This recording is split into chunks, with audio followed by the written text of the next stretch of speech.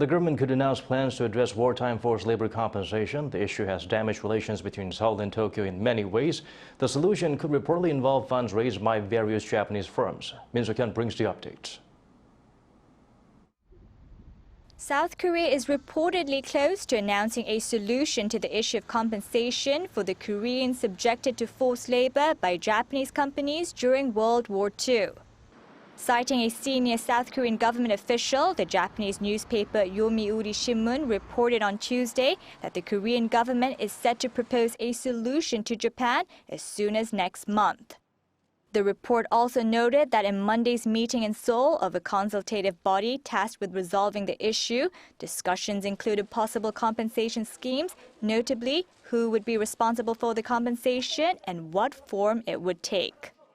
This fourth meeting of the body was led by First Vice Foreign Minister Cho Hyun-dong. Joined by government officials and experts, the participants agreed that it was inappropriate for the Korean government to compensate the victims using its state budget. Instead, they called for alternative measures such as having a third party pay the compensation while raising funds through South Korean and Japanese companies. But this too is a challenge, as the victims want the Japanese companies that subjected them to forced labor to sincerely apologize and pay the compensation themselves.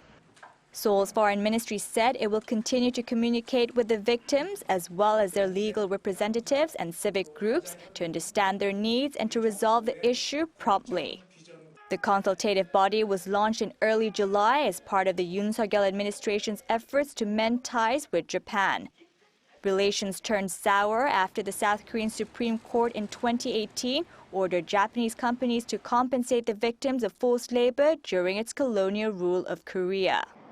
The firms, however, have ignored that order.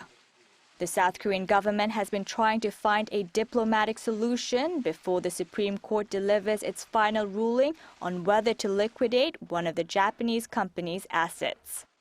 Suk-hyen, Arirang News.